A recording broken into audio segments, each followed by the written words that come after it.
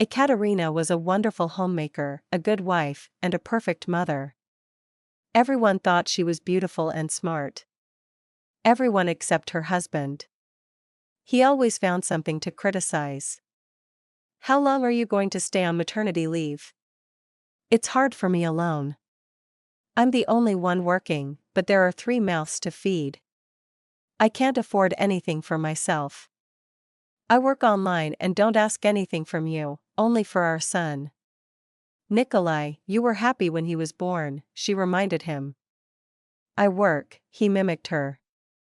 "What can you do online?" "Just play games." "You're a woman." After her maternity leave, Ekaterina returned to work. She put their child in daycare. Fortunately, he was rarely sick and enjoyed going there. Sometimes, her mother helped. Ekaterina didn't give up her online job either. Eventually, she started earning more than her husband at her primary job. She tried to keep it a secret, but he found out. "Why didn't you tell me you're raking in money?" "Fine.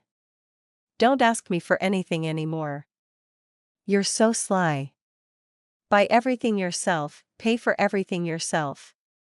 "I need money too. I need an apartment."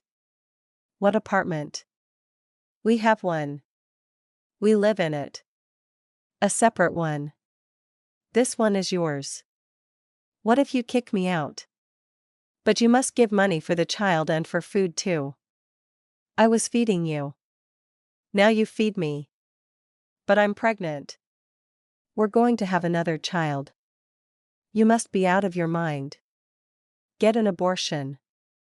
Ekaterina thought long and hard about what to do. Not about the abortion. She wasn't pregnant. She just wanted to see her husband's reaction. There was a lot of information online.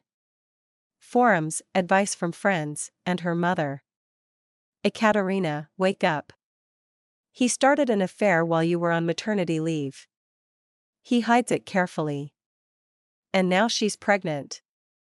He needs an apartment for his new family. You'll see. He'll save up money and run away," her friend told her. Ekaterina started paying more attention to her husband. Everything seemed normal, but he paid her less attention. He explained everything. "I took on additional work. I'm tired. I'll buy an apartment and rent it out. That's how I'll give you money. I'm doing this for you." Ekaterina pretended to believe him. She already knew for sure about his mistress.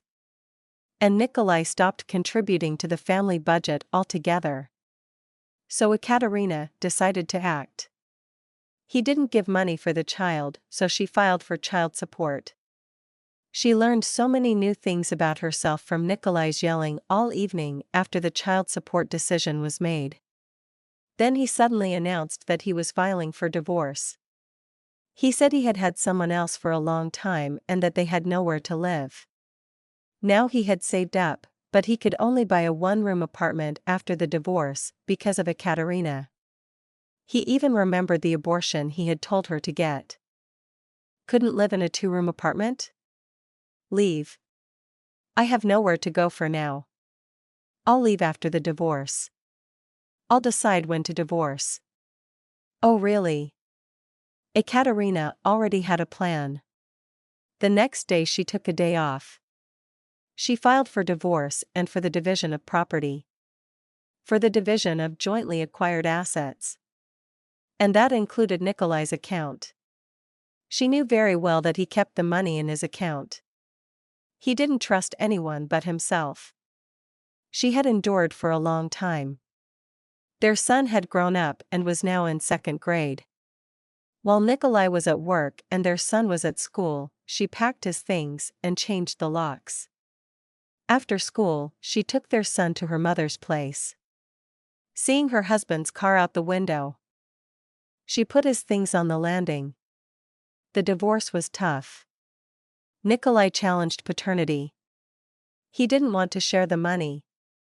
He thought all the money was his. But the court didn't agree. The money was divided. child support was awarded. Nikolai raged, but there was nothing he could do. And Ekaterina put Nikolai's money into an account.